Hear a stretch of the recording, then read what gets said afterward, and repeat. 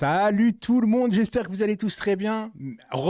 Pour ceux qui étaient en live avec nous pendant le débrief, vous étiez nombreux aujourd'hui, nombreux ce soir à réagir, surtout sur le cas Mbappé, les gars, qui a fait un peu le débat voilà, de sa sortie un peu médiatisée à la mi-temps. Voilà, il a été faire des selfies avec les supporters de Monaco. Limite, j'ai cru qu'il allait rentrer dans une combinaison, là, dans une mascotte pour faire le show. Je comprends pas. Il est parti chez sa maman, enfin, chez sa maman, à côté de maman.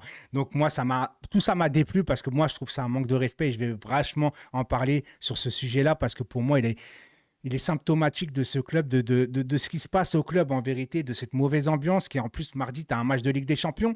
Donc déjà, je voulais remercier encore une fois tous ceux qui étaient en live parce que franchement, vous avez des craquitos, on a très bien parlé, on a aussi un peu rigolé parce que ça fait du bien après un tel match de caca. Et je vous le dis, le match n'a pas été bon. Monaco aurait mérité largement de gagner. D'ailleurs, je tenais quand même féliciter Monaco, qui est un bon troisième du championnat, parce que franchement, Monaco nous ont rentré dedans. Ils ont été techniques avec le japonais, Ben Yedder, qui a fait aussi des siennes, etc. Je le dis honnêtement, en tant que supporter du PSG, en étant lucide, Monaco méritait largement de gagner ce match, même si en deuxième mi-temps, on a été un peu mieux. Bizarrement, peut-être à cause d'une sortie d'une certaine personne. Et on va en parler de Kylian Mbappé. Pour moi, ce qui s'est passé ce soir par rapport à Mbappé, c'est un manque de respect total au club. C'est-à-dire qu'Enrique prend la décision de sortir Mbappé, qui a été mauvais encore ce soir. On le dit. Alors après le débat, est-ce que si Mbappé aurait dit il aurait prolongé, est-ce qu'Enrique l'aurait sorti? Je pense pas non plus. Je pense que c'est une sortie un peu politique qui est mélangée au sportif, mais pas que le sportif, parce que ça aurait été sportif. Quand Mbappé était déjà mauvais depuis le début de saison, il y a certains matchs, il était mauvais, il sortait pas.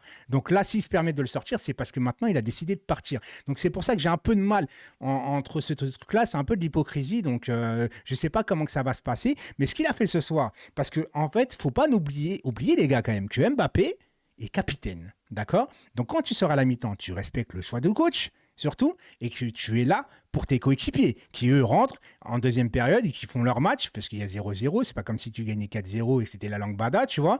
Donc en vérité, normalement, tu dois rester au bord du terrain en tant que capitaine d'exemple, hein, et qu'après tu donnes à ton chéri Hakimi le capitana, encore une fois. Je comprends pas un peu ces décisions, mais ça, bref, on peut en venir, on peut débattre, quoi qu'il en soit, j'en sais rien. De toute façon, il n'y a pas personne qui a l'âme d'un capitaine. Peut-être Gigio Donnarumma, qui a été incroyable ce soir, et je tenais encore une fois à remercier le chien, le toutou de Donnarumma, qui depuis qu'il a avalé la boulette de Donnarumma, et ben sérieusement, Donnarumma est irréprochable. Et je suis le premier, à juste titre, moi j'avoue, je l'ai beaucoup critiqué parce que je suis pas serein avec lui, je suis pas encore une fois serein avec Donnarumma, mais ce qu'il fait depuis pas mal de temps maintenant, Donnarumma, aujourd'hui c'est MVP, c'est homme du match, et quand ton gardien est homme du match, ça veut dire qu'il y a eu beaucoup de problèmes dans ton équipe. C'est-à-dire qu'on n'a pas été bon. Donc Donnarumma, merci. C'est l'héros du match. C'est l'homme du match. Il a fait un match parfait.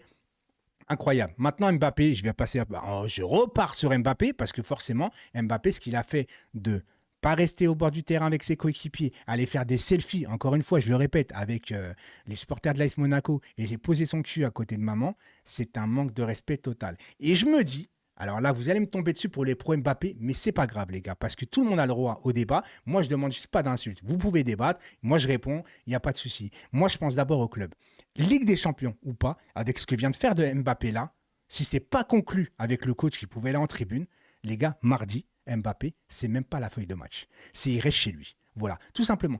Ligue des Champions ou pas, à un moment donné, si on veut que le club change, qu'on se fasse respecter par n'importe quel joueur et qu'on s'impose en tant que tel, et pas commencer à ramper pour à chaque fois essayer de prolonger un joueur qui veut pas forcément rester, mais il reste parce qu'après tu lui donnes des avantages, après c'est plus trop où je jette de la tête, et puis maintenant qu'il est par là, il va aller au Real et il est plus trop dans la tête du club, donc il est moins investi sur le terrain. À un moment donné, il faut savoir ce qu'on veut. Grand joueur ou pas, il faut savoir se faire respecter. Et le club doit passer par là. Donc moi aujourd'hui, si Luis Enrique a des baloches plus grosses qui nous montrent, parce que forcément, tu le sors en Ligue 1, je vais pas dire que c'est facile de sortir Mbappé en Ligue 1, mais quand tu as 11 points d'avance, c'est un peu facile. Tu vois ce que je veux dire? Surtout que maintenant, tu as le soutien de ta direction, vu qu'il veut partir, donc ta direction est de ton côté. Maintenant, montre-moi, Luis Enrique. Montre-moi. Et je te jure que si Luis Enrique ne met pas Mbappé titulaire mardi, je prends un maillot du PSG, je floque Luis Enrique. C'est la première fois de ma vie que je vais floquer le nom d'un entraîneur. S'il fait ça, pour moi, ça serait l'entraîneur qui a posé ses baloches une bonne fois pour toutes. Moi, je pense que si on veut que le club change une bonne fois pour toutes, avec des joueurs qui vont respecter, qui vont comprendre, que ce soit Mbappé ou pas, tu fais les choses clairement. Parce que ça aurait été, aujourd'hui, je suis le premier à avoir critiqué plein de fois Neymar. Je suis le premier à avoir critiqué plein de fois Messi par rapport à qu'il marchait, etc. Neymar par rapport à son hygiène de vie. Quelquefois, il faisait des trucs bizarres. Là, pourquoi je ne pourrais pas critiquer Mbappé? Parce qu'il est français.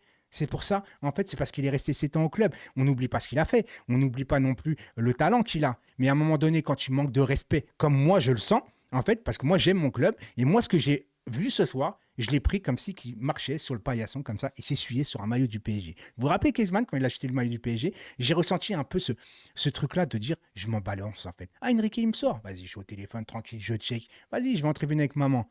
Non, non les gars, pour moi c'est pas normal de faire ça. Et si tu fais ça et tu te permets de faire ça et que derrière il n'y a pas de réaction du club, bah, tous les joueurs qui vont arriver derrière, ils vont avoir vu ce soir ce qui s'est passé.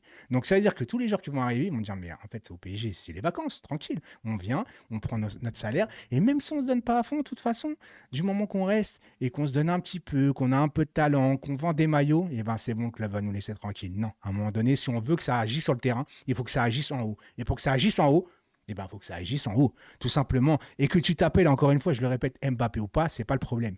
Tu dois réagir. J'étais beaucoup plus énervé tout à l'heure en live. Là, vous m'avez un peu calmé, donc merci beaucoup parce que vous m'avez un peu canalisé. J'ai un peu tout sorti. Et en parlant du match, encore une fois, là, c'est pas vraiment un débrief du match parce que le match en soi, je vous l'ai dit, Monaco nous a dominé. Monaco ont été supérieurs. Après, j'ai retrouvé quand même un certain Ugarte. Même s'il a encore du mal quelquefois sur certains duels, j'ai vu un Ugarte là qui était encore un peu plus haut que d'habitude, comme avant, en fait, qui récupérait pas mal de ballons. Après, défensivement, la compo, Enrique a fait ce qu'il a pu. Hein. Tu as Marquinhos qui est blessé, tu as Danilo qui est blessé, tu as Nuno Mendes qui vient de revenir. Donc, il faut y aller mollo avec lui, les gars, surtout pour pas qu'il se rebelle. Surtout qu'à un moment donné, sur le terrain, il s'est tenu un peu les adducteurs. J'ai cru qu'il s'était reblessé. J'ai dit, ça y est, ça recommence. Donc, allons-y mollo avec Nuno Mendes. Bon, Lucas Hernandez, aujourd'hui, je ne l'ai pas trouvé top non plus. Hakimi, ben, voilà, il alterne le bon et le moins bon, mais je ne l'ai pas trouvé top défensivement. Barcola, il a fait quand même une bonne rentrée, je trouve. Vitinha, un peu trop timoré, je trouve, même s'il essaie d'organiser le jeu, je le trouve trop timide sur le terrain. Mais en même temps, les attaquants, qu'est-ce que tu veux qu'ils fassent avec un milieu aussi peu créatif, j'ai envie de te dire? C'est un peu compliqué aujourd'hui, le milieu du Paris Saint-Germain. Franchement, il n'y a pas de création, il n'y a rien. Et puis Zaïre Emery, quand il n'est pas là, ça se ressent quand même. Ça fait 2 matchs qu'il n'est pas là.